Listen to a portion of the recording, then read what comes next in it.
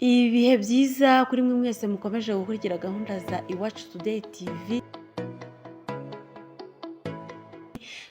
Duhuza umurongo na radiyo Ijwi ry'Amerika tuyabagezeho. Bashimye ko muzindutse murumviriza Ijwi ry'Amerika. Reka amakuru yacu tuyahere mu Butaliyano aho Vatican itangaza ko umwungere wa Ecclesia Katolika Papa Francisco amaze iminsi ari mu bitaro abandanya guhema yifashishije umwuka mwinshi wo kwa muganga ufasha umuntu guhema oxygene mu gifaransa. Ni nyuma yaho abaganga batangarije ko aremvye bikaba ngombwa ko banamutera amaraso kubera atarafise ayakwiye. Amaraso yatewe kwa gatandatu amaze kubangamirwa cane na hasima bakamutoramwo n'ubundi bwandu mu mahaha. Vatikano yavuze ko yasinziriye neza yaruhutse kandi abaganga bariko baramukorera ibindi bizamini. Papa Francisco w'imyaka 88 yinjiye ibitaro vy'i Roma itariki ya 14 z'uku kwezi kwa kabiri afise ingwara yo guhema. Acinjira ivyo bitaro abamuvura babanje kuvuga ko arwaye bronchite, mu nyuma baza kuvuga ko basanze uburwayi bwo guhema amaranye igihe buvanganye n'ubundi bwandu infection mu gifaransa butandukanye bwo mu mahaha. Vatikano ibicishije ku munyamabanga mukuru wayo Cardinal Pietro Parolin yahakanye amakuru y'isi bihuha yavuga ko Papa Francisco ashobora gutanga imihoho bivuye ku burwayi bwiwe no kuba yoba atagifise inguvu zo kubandanya amabanga yiwe. Abategetsi batandukanye bo kw'isi barimwo abanyamadini n'abanyepolitike nka President wa Amerika Donald Trump bavuze ko basabiye Papa ugukira bongera bamwipfuriza imusuhuko.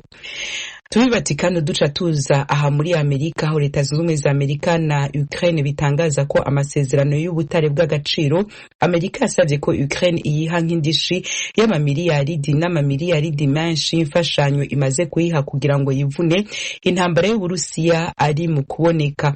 President wa Ukraine Volodymyr Zelensky mu kiganiro yarayagiranye n'abamenyesha makuru i Kiev yababwiye ko zimwe mu ngingo ziri mu nteguro y'ayo masezerano zivuga ko ku idolari rimwe Amerika yahaye Ukraine ico gihugu kizoyisubiza idolari zibiri.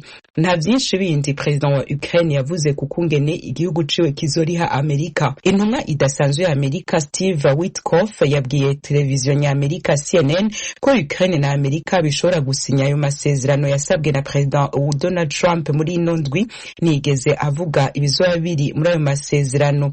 Iyo ntumwa idasanzwe ya Amerika Witkoff yavuze ko ibihugu vya Buraya vyahaye imfashanyo Ukraine vyoba vyayitanga bibanje kumvikana ko Ukraine izobiriha ariko ko Amerika atariko vyari vyaragenze. Witkoff ati President Donald Trump yasanze bitumvikana ingene Amerika yoha imfashanyo zingana ukuraho Ukraine ivyo bihugu bitumvikanye ingene izoriha. President wa Ukraine yari yabanje kwanka ivyasabwe na Amerika avuga ko adashobora kwemera gusinya amasezerano ashira mu kaga abanyagihugu ba Ukraine barimwo abazovuka mu myaka irenga 200 iri imbere. Ico gihe yavuga yuko amafaranga Amerika yahaye Ukraine ico gihugu kitigeze kiyafata nk'ideni ahubwo cayafashe nk'imfashanyo. Ubutare bw'agaciro bwa Ukraine President Donald Trump ashaka ko Amerika igira ku ruhara ahanini bukoreshwa mu guhingura ibikoresho bitandukanye vyifashishwa mu buhinga bwa none. Uno musi kwa mbere intambara Urusiya bwatanguje muri Ukraine ikabirumanije imyaka 3 itanguye. Ijwi ry'Amerika. Aya makuru yose muheje kumva n'ayandi mushobora kongera kuyasanga kuri wezi3 @radio.voa.com, adresse ya YouTube yacu, Instagram, Facebook na X ni VOA radio yacu. Mukanya ni mu karere k'ibiyaga binini vya Afrika.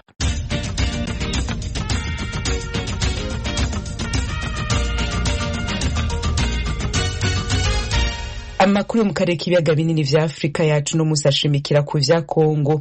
Abapolisi n'abasirikare ba leta y'ico gihugu barenga 3,000 barayibishize hamwe n'abarwanyi ba M23. Abenshi muri aba baturutse mu gisagara ca Bukavu aho bishikirije uwo murwi mu ndwi iheze. M23 yaciye ibarungika mu kigo ca gisirikare kirahitwa Rumangabo ni mu ntara ya Kivu ya ruguru. Ibindi kuri no nkuru no menyesha makuru wacu Jimmy Shukrani bakomera. Umubare munini wabo bapolisi nabafashwe mu ntangiriro z'icyumweru gishize ubwo umutwe wa M23 wafataga umujyi wa Bukavu mu ntara ya Kivu y'Epfo. Aba bageze mu mujyi wa Goma ejo ku cyumweru mu gitondo, dore ko ubwato bwari bubatwaye bwageze ku cyambu gikuru cya Goma ahagana saa 12:30 n'igice z'igitondo. Bageze kuri iki cyambu bose bambaye imyenda y'igipolisi, gusa nta ntwaro bari bafite, ahubwo buri wese yari ahetse igikapo ubona ko kirimo imyenda. Aba biganjemo abagabo ubona ko bari mu kigero kiri hagati y'imyaka 28 na 60.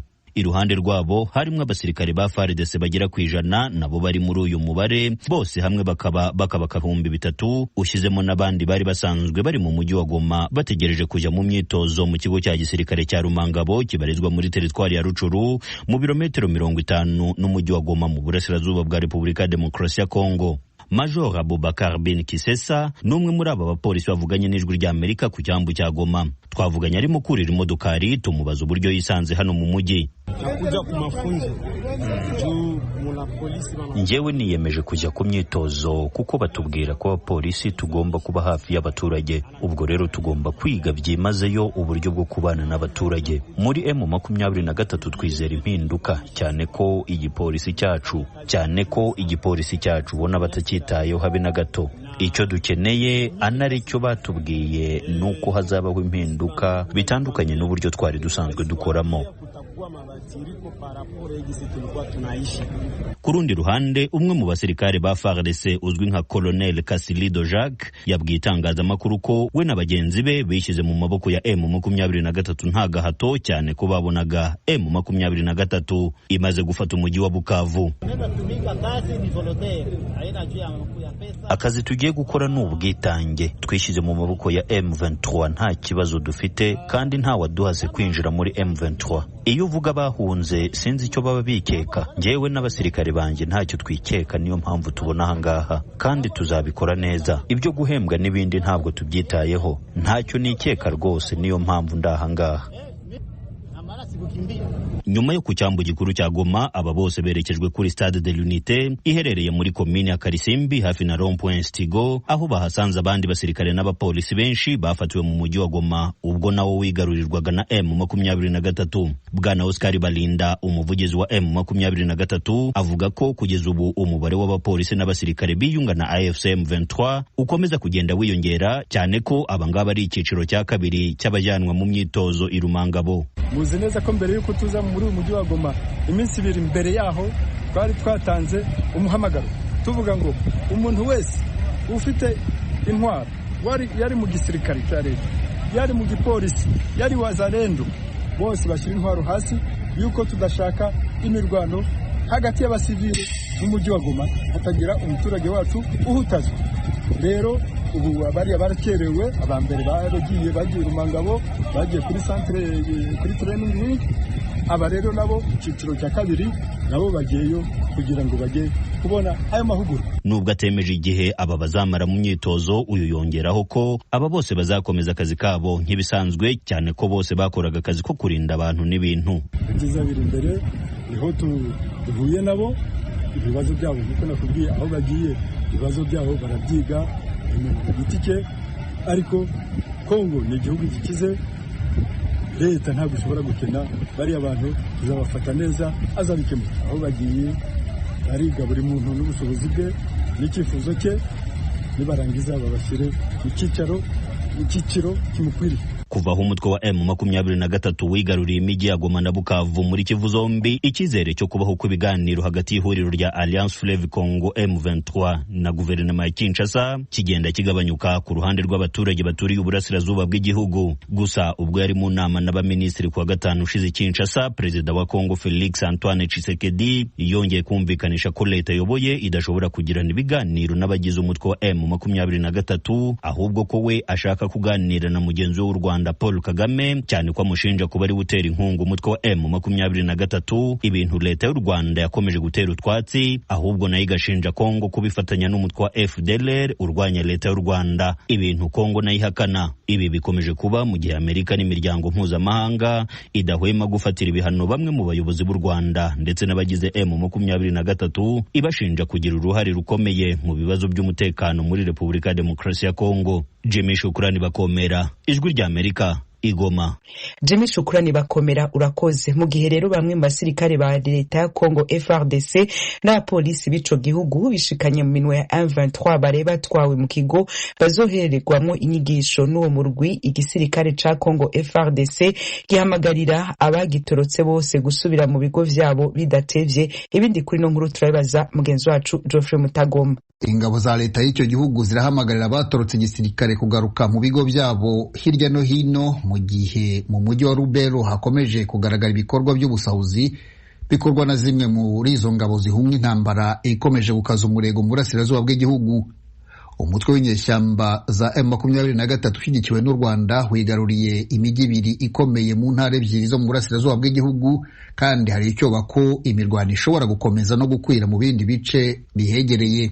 Umuvugizi w'igisirikare cya Congo Sylvain Ekenge yabwiye ibiro ntaramakuru by'Abongereza ko mu masaha 72 ashize intambara yakajije umurego hanze y'umujyi wa Lubero mu bice bigana mu majyepfo yawo. Itangazo umuvugizi w'ingabo za leta ya Congo yasohoye rirasaba abasirikare bahunga intambara gusubira ku mirimo yabo bitarenze amasaha 12 no guhagarika ibikorwa by'ubusahuzi n'ibindi biciye ukubiri n'amategeko. Geoffrey urakoze. Tukivuga ku vya Congo, Ubwongereza bwateye ivyatsi intambwe umurwi wa M23 urwanya ubutegetsi bwa Congo ubandanya gutera mu buseruko bw'ico gihugu, bwongera busaba ko ubusugire n'ubwigenge bwa Congo vyubahirizwa bitagenze uko impande zitandukanye zerwa n'ikibazo ca Congo zigafatirwa ibihano. Biciye kuri video yacishije ku rubuga rwe rwa X, umushikiranganje ajejwe imigenderanire y'Ubwongereza n'andi makungu David Lammy yagize ati ibiriko bibera mu buseruko bwa Congo si vyo kwihanganira, hategerezwa kuboneka agahengwe k'intambara. Dusabye ko impande zose zorohereza abashaka guha imfashanyo abazikeneye muri Congo. Ubwongereza buzoshigikira uwo wese afise ishaka ryo guheza ino ntambara, bufatira ibihano ababandanya kuba imbarutso yayo. Muri ubwo butumwa bwiwe, uwo mutegetsi w'Ubwongereza yasabye kandi ko ibihugu vya Afrika vyokora ibishoboka vyose amahoro akaboneka muri Congo. Yongera avuga ko yavuganye na President w'u Rwanda Paul Kagame hamwe n'uwa Congo Felix Tshisekedi.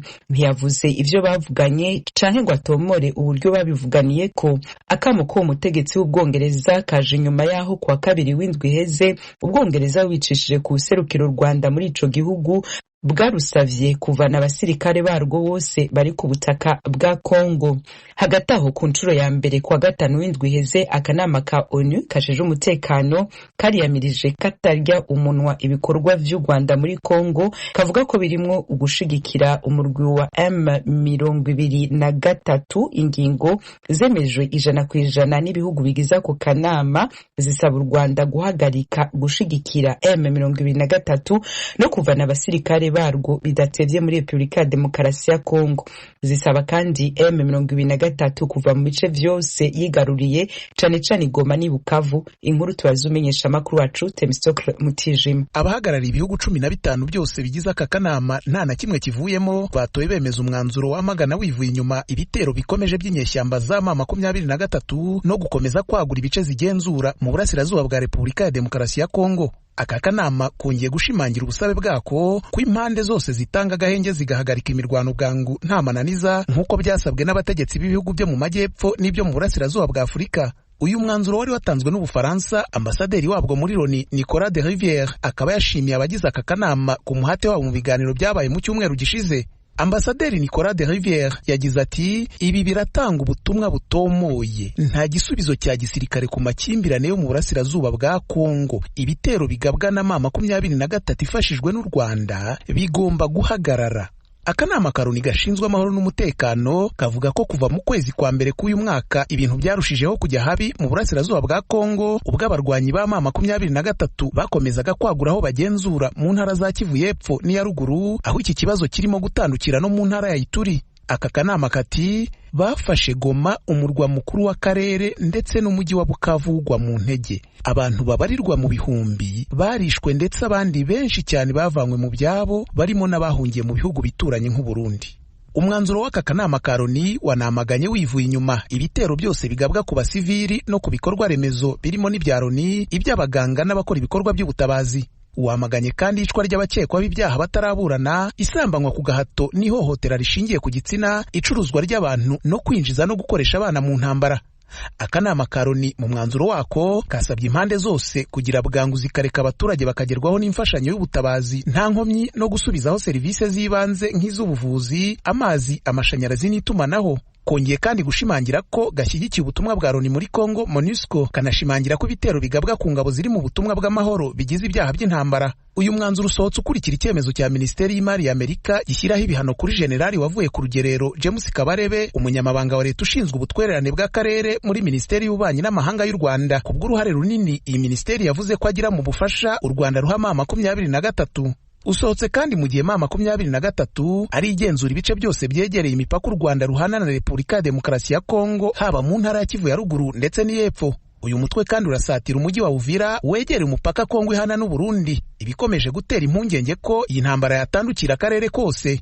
U Rwanda ruhakana gufasha izi nyeshyamba zivuga ko ziharanira uburenganzira bw'abatutsi n'abavuga ururimi rw'ikinyarwanda, zivuga ko batotezwa bakicwa na leta ya Kinshasa. Ni mu gihe raporo z'imiryango mpuzamahanga irimo na Loni zirushinja kuwuha ibikoresho no kohereza abasirikare kurwana ku ruhande rwawo. Kuri leta ya Kinshasa, intambara M23 ifashwamo n'u Rwanda zigamije ubusahuzi no kwigarurira imitungo kamere ya Kongo. Ibyo ariko M23 n'u Rwanda barabihakana.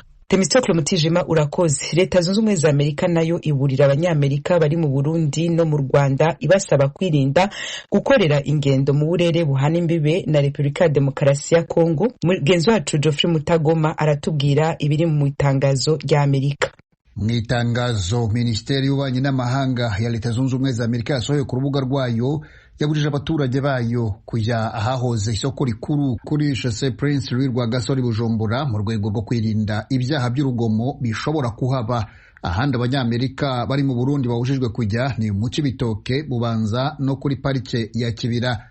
Amerika iravuga ko imvururu zishingiye kuri politike zigishoboka mu Burundi, ikemeza ko hakiri bariyeri za polisi n'iz'abasirikare zishobora kubadindiza mu ngendo.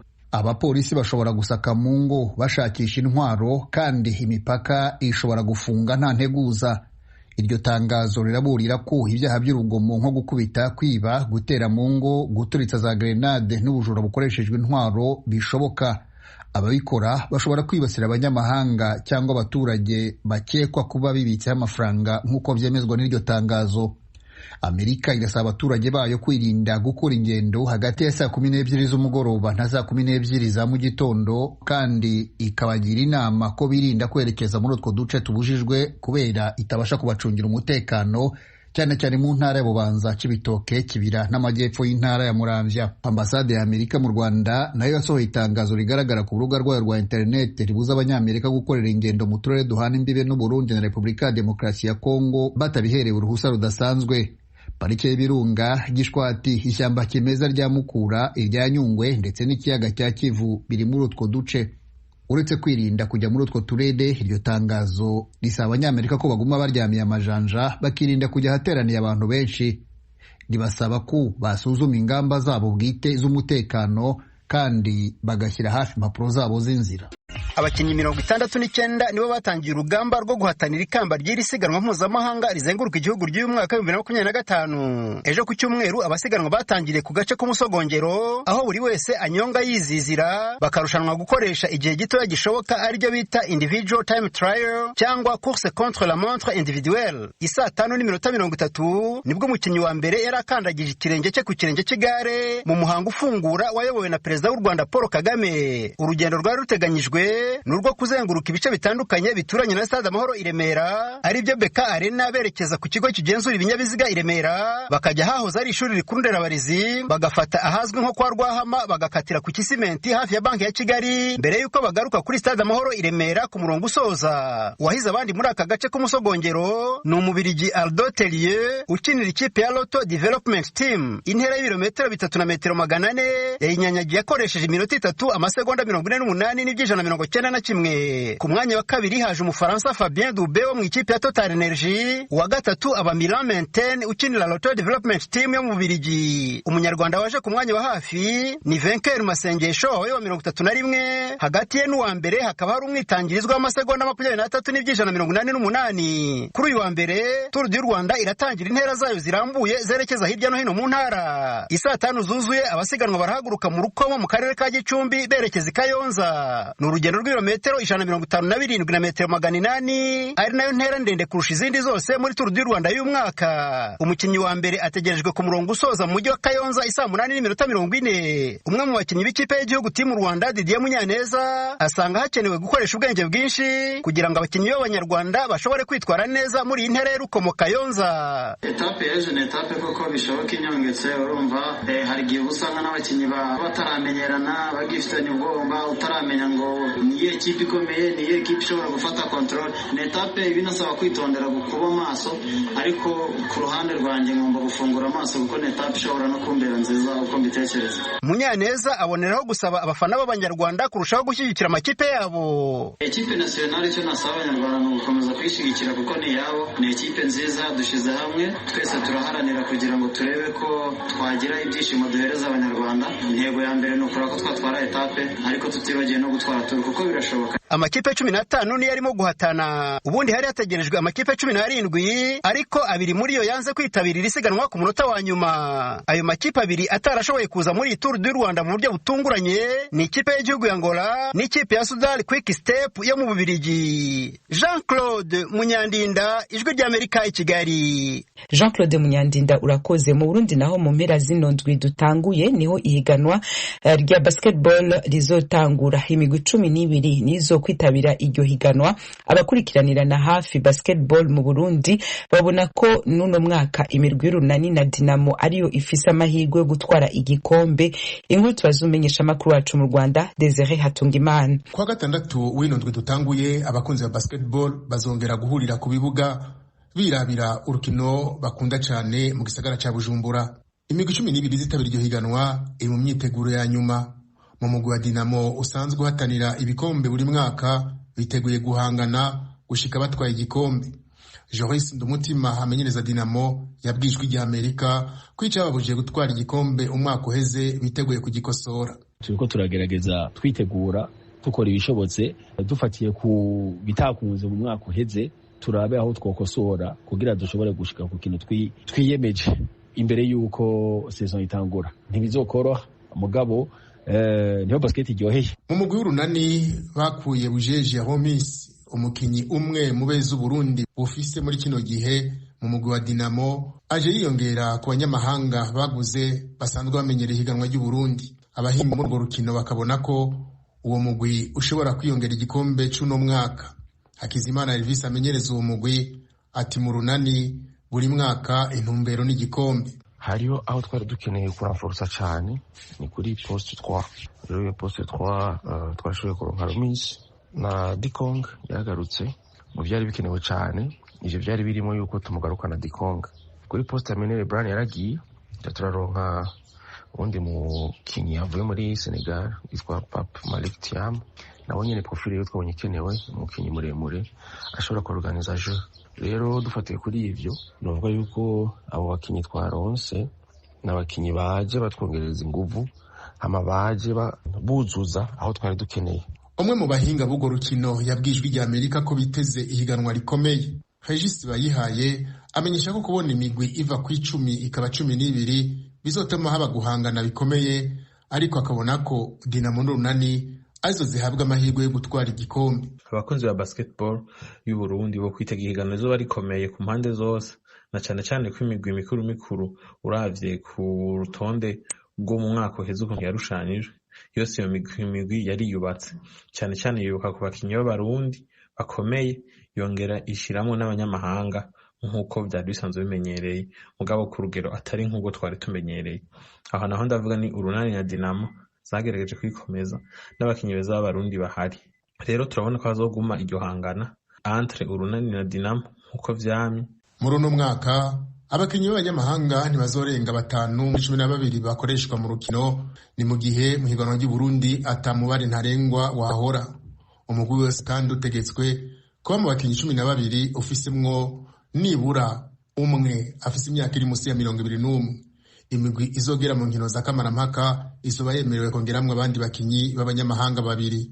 Kubwa Elvis Hakizimana, kugabanya igitigiri c'abanyamahanga bishobora gufasha abana b'abarundi igihe batokwijajara ngo babone ko bagiye kuza barakina batabanje kubikorera. Bashobora kugabanya iyo nombre y'abanyamahanga, ugasanga abarundi nabo nyine baca bagabanya akariro kubera babona umengo ibibanza byabo biri haki. Nico kintu nama mbona ngaha kenshi gihari. Hari udashaka kwirenga sinzi ko nabaho kwisopasa kugira ngo ugire uje kuri yindi nivo, uduze nivo yawe ukamenga ibyo ufise birakwiye. Benshi bagomba rya zone de confort, irya rero irica umuntu. Igirica umuntu yagusubiza hasi ntigushikana kure, ntiguteza imbere. Mugabo bunye haje undi muntu mugwanira poste, uzi kutegeza gukora kugira ngo uje kuri nivo yiwe cyangwa umusumba. Iryo higanwa ry'uno mwaka rizugura igerekezo rya mbere ry'ukwezi kwa 3 n'urukino ruzohuza Urunani na Aigle Noir ruzobera kuri Entente Sportive mu gisagara ca Bujumbura. Desire Tungimana, Kigali, Ijwi rya Amerika. Ijwi rya Amerika, Washington DC, mu kirundi no mu kinyarwanda. Nino ngaha rero duce tugarukiriza amakuru yacu ya mbere ya kino gitondo. Kuri mikono muhinga bw'ivyuma mwari kumwe na Diane Nini Nahazo.